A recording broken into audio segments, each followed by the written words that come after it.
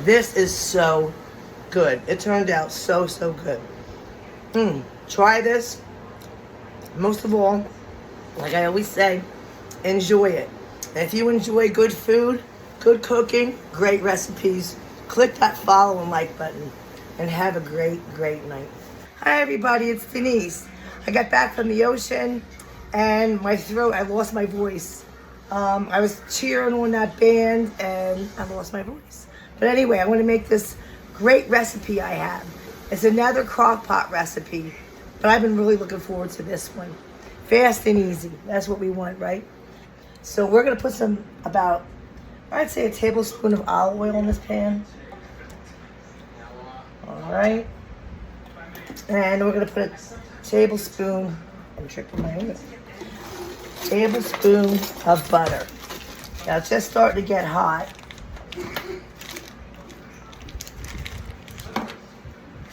There's a tablespoon and a half of butter. I'm gonna let that get hot, and we're gonna saute our roast. For this recipe, it calls for a chuck roast. So that's what I got. It's supposed to be really good and flavorful, especially with a crock pot recipe. And it's supposed to get really tender and juicy. So let's see. Okay, now that our olive oil and our butter is really hot, we're gonna sear our roast on both sides. Put some salt and pepper.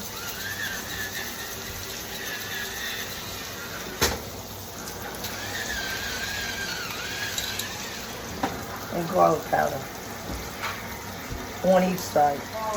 Okay, now while that's sauteing in the pan, we're gonna get started with the stuff that goes in the crock pot. What goes in the crock pot is 1 packet of juice gravy mix, powder mix. Then we have a packet of Hidden Valley Ranch, and that goes in the bottom. Then we have a can of French onion soup by Campbell's, or if you can find it in another brand, that's fine. And then we have the peppercini. The juice of the peppercini is a half a cup I got out of the jar. You add that into here. If your kids don't like it though, you don't have to use it. But just put a half a cup of some like water or beef broth or something like that to substitute for this. I like pepperoncinis, so you can even throw a couple of them in the bottom of your crock pot. Okay, so I'm gonna mix this up real good. I'm gonna put the beef roast on top of this mixture. And then when both sides are nice and brown, put that in. Okay, we're back. So I took the beef roast out. I browned it on both sides, put it on top of that mixture we just created. And now I'm going to add a 1/4 cup of water to the drippings of the roast in the pan. And I'm going to add that on top of our beef roast. Oh my God. I don't even ask me, I can't speak. On top of our beef roast. So now, at this point, if you want to add mushrooms on top of the roast, you can. That's another thing it calls for. I don't have any, so I didn't put it in. Anyway, now you put a lid on here. And we're gonna put this on low. I'm gonna put it on high first for like, I don't know, maybe till it gets real hot, and then I'm gonna turn it down to low, and I will cook it on low then for 5 hours. So I have it on high now, just keep it on that for like 45 minutes, till it really gets hot inside, okay? So that's what we're gonna do. So I'll see you when it's done. Okay, it's been cooking on high for 45 minutes now. I wanna add some butter on top of this. So put in 3 tablespoons of butter. You can cut it up in like pieces, the 3 tablespoons, and just plop it on top of there. Okay, now I'm gonna turn this down. Continue to cook it on low for 6 hours. Okay, it's been 6 hours and our roast looks like this. So what I'm gonna do next, I'm gonna take this roast out here. I'm gonna slice it up, fork it out, and shred it up the beef as best I can and put it back into the broth. So I'll be right back. I got the roast out, I'm shredding it up. Look at that. It's just falling apart. Look at that, it's beautiful. So tender. All right, so I'm gonna continue cutting this up. shredding it up. Then we're gonna put it in back into our broth. Then we'll start making our sandwiches. Okay, so now I'm toasting these rolls. Lightly butter them on either side because we want to get a nice crust on these. All right, I toasted our buns on the inside. Now that they're toasted, I flip them over. We're gonna toast that other side.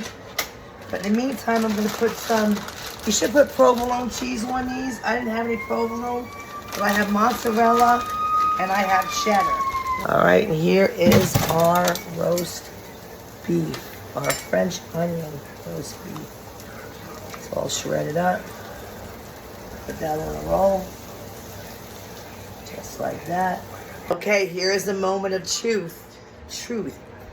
Anyway, look at these. Don't these look delicious? I got some of my French onion de juice over there. I'm gonna dip that in.